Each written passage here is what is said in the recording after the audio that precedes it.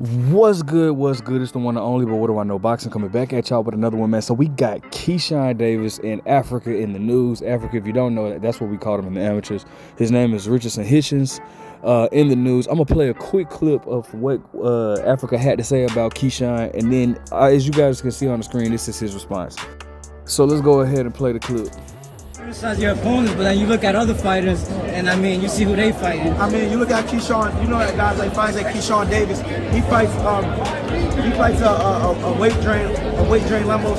He's the greatest guy on earth. He fights a guy in Baranchik, which is a mediocre guy. He's the greatest guy in the world. I beat an undefeated world champion in Leon Paris, 25-0, knocks out Montana, beat the Boogeyman division, but ain't nobody talking about that. They still saying, oh, Hitchins.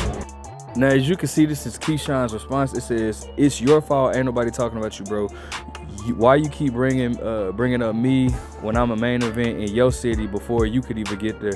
You be hating on everyone else's accomplishments because your career isn't lit. Go build your name up and stop bitching, you little shrimp."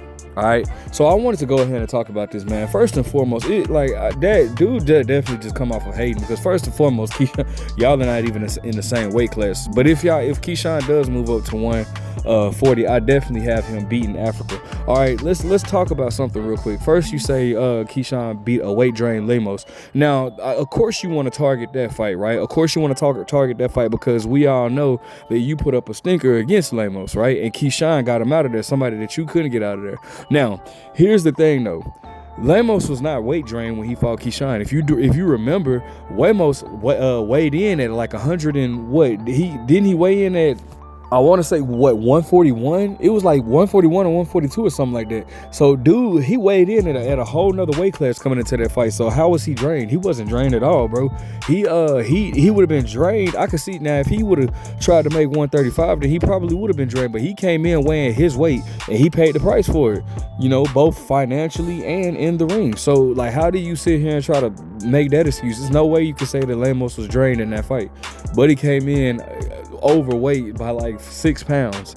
You know what I'm saying? So nah, bro, like that you can get that excuse out of here. Furthermore, then you want to say, okay, well, I beat Leon Paro, who was an undefeated fighter and a world champion. Buddy, Belichick was the same thing, bro. Did you not remember do you not remember Keyshawn's fight, his last fight?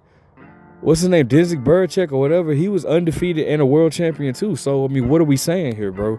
Like, it just, to me, I don't like fighters that do that, bro. Like, you don't have to try to talk down on Keyshawn, or it definitely comes off as jealousy, bro. Like, your last fight was in Puerto Rico in front of like 200 people, it looked like. And then I'm not saying this to hate, but I'm just stating my opinion, or I'm just stating, what I feel, bro. And I just feel like that's like a hater comment that you make. You're dissing Keyshawn because you're not where you want to be at, because you're not making any noise, bro. Like, let's get out of here, dog. Like, you're finna fight George Kambosos, bro. All right, nobody thinks highly of George Kambosos at all right. As a matter of fact, if we be in 100, bro, Edwin De Los Santos is a more dangerous fighter than George Kambosos. Nobody thinks highly of George Kambosos. This dude's claim to fame was beating Tio, and I still don't know how that happened. I would love for Tio to run it back, but I don't think he's trying to run it back with Tio at all. But nobody thinks highly of George Kambosos. All right, dude is and that's who you're fighting, and y'all been going back and forth. All right, Keyshawn is fighting Edwin De Los Santos. So it's like, bro, you can hate all you want, bro, but the fact is, bro, that man Keyshawn, you see what he did his last fight. He bringing out the crowd and performing well. I don't think that Africa can do in New York what Keyshawn did his last fight. I really don't. He's not a big name yet, bro. He's not and it's cool, bro. There's nothing wrong with that, my dude. Just get in there and do what you gotta do and get the victory, bro. And eventually your time will come. But it's like, fam, like, bro, you sitting here talking about you can't get the big fights, but then you talking about guys that are in weight classes below you. Like, fam, what is it? What are we doing here? That's not gonna, you know what I'm saying? Like, it is what it is. You're in a division, in a very stacked division. All right, you beat Leon Paro, and you get good credit for that. That was a good fighter. He had just beaten Subriel Matias, right? And so you beat him. You get full credit on that, my dude. Good, that's a good victory.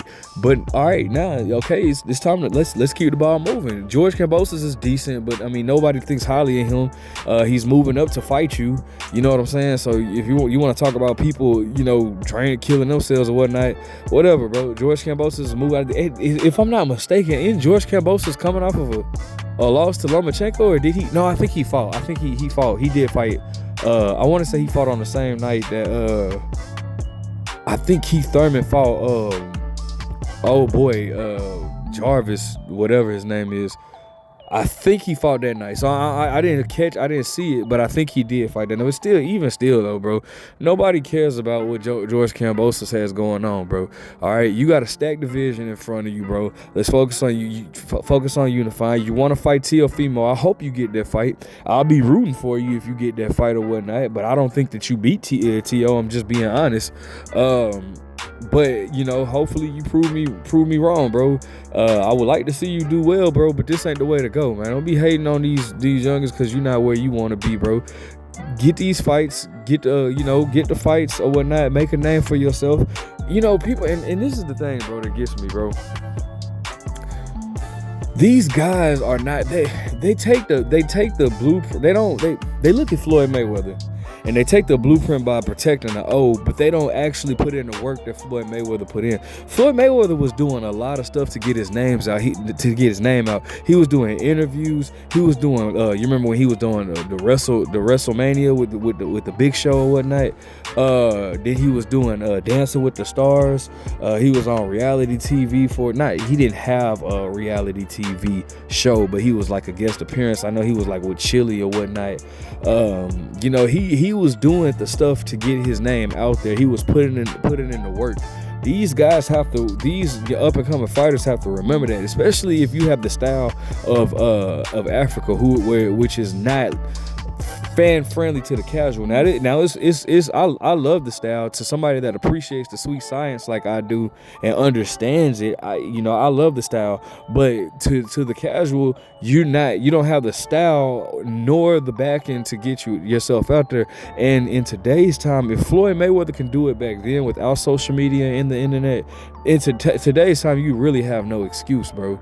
You can get yourself out there, do interviews, you guys have spent, and I'm not saying I can listen. I could never tell you guys what to do on your off time. I could never tell you, because when you put your body through so much during training camp, bro, you deserve to have, that time to yourself, that relaxation. Whether you win a fight or lose a fight, bro, after the training camp is the hardest part, where you breaking your body down. You deserve to spend that time for yourself. Enjoy life, go travel, go eat whatever you want to eat for a little bit, but still be disciplined with that. But you deserve that, bro.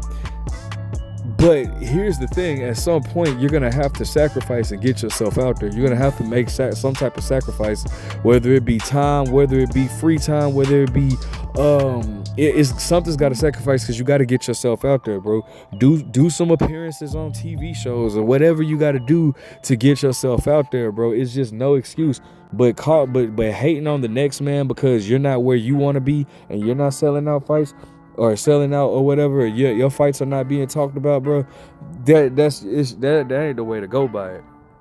All right, now you get these fights. The way you get yourself out there is you promote yourself and you fight the big name. You fight the best available, names, or competition that you can. Fighting Teofimo to me is a step in the right direction. Unify the titles, bro. You're in a stacked division, bro. If you become undisputed in 140 in today's time at right now, fam, you've done something tremendously talented. Like, you deserve all credit for that, because 140 is a dangerous division. You got Gary Antoine Russell. You got Teofimo Lopez. You got who is the W? Hold on. Gary Antoine Russell is the WBA. You got Alberto Puello. Now, Alberto Puello's not going to get you. He's not going to move the mark for you. I'm going to be honest. But beating Gary Antoine Russell does something for sure for the hardcore fans. And beating Teofimo does as well, bro. So you get a victory over them, bro. Get yourself out there, dog. But this ain't it. Don't hate on Keyshawn. Keyshawn doing everything he's supposed to do and getting knockouts, bro. So he has an easier time selling himself than you do because you're not a knockout artist. And it's okay, but you got to just figure out a way to get yourself out there, my guy. You know what I'm saying? And right now, even with what you got going, that would be considered a high. You would be considered a high risk, low reward. Meaning people can avoid you, and nobody will get them slack for it. So you got to get yourself out there. All right. Let me know what you guys think. Make sure you guys like, comment, subscribe. What do you want to see from Africa? What do you want to see from Keyshawn? But what do I know?